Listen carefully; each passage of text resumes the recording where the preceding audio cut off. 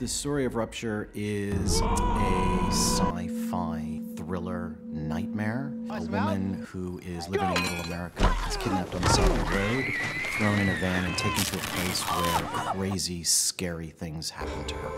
The movie keeps you guessing. From minute to minute, you have no idea what they're going to put this woman through. And then when she escapes, your heart's racing because you want her to get the hell out. She gets put into some old hospital, something she doesn't know. She realizes there's a lot of people kept there. She doesn't know why she's there. Are they going to hold her for ransom? Are they going to kill her? It's an intense situation. She has something inside herself which needs to come out. It's a very, very scary transformation that she has to go through. These people are seeing if they can rupture and convert her into what is essentially an being. We systematically find out what their worst fears are, their worst nightmares are, and then we make them experience them in the hopes of creating this rupture so that they can become one of us.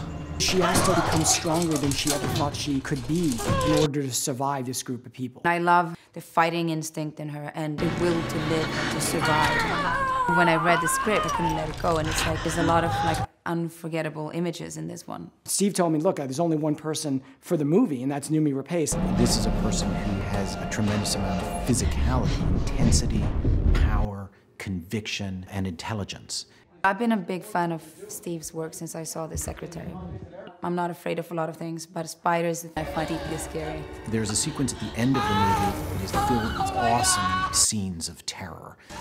Rupture harkens back to classic sci-fi. Rupture is going at it in a original and really interesting way. A combination of prosthetics and CG. It's a horrific and grotesque transformation, which I think is going to scare people to death. Surprise the audience, horrify the audience. While the foundation is very, very classic, the visual aesthetic of the movie and how Renee is going to be transformed is going to seem like nothing else. I think it would speak to people all over the world because it just captures you, and I love that. Like, you can't hold back.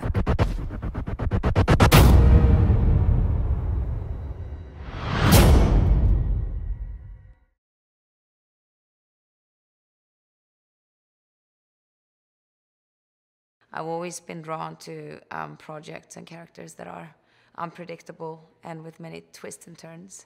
And reading this and you know, watching Steven Shainberg's previous films, the mix of that kind of made it into something that really draw me to it. Everything is kind of upside down, and you don't know who's good and who's bad. You don't know if you're inside someone's head or if it's really happening, if it's, you know, if the main character is completely psychotic or if the world is just, you know, a place that you haven't seen before and you're kind of entering a completely new universe. I get kidnapped and I'm put in this facility and I'm tied up on this gurney and I can't move, and I am restrained. I have strap around my neck, wrists, legs. Renee is trying to escape. She's a very strong willpower, and her decision to get out is so strong, so no matter what happens to her, she keeps on fighting, and she's just determined to go back, to find a way back to her son. And that's what keeps her alive. That's what keeps her, she forces herself to focus on him and to always try to see possibilities instead of, giving up. To work with someone like Steven, who's in there with me and sharing it, it makes it kind of delightful. I love working with him. He's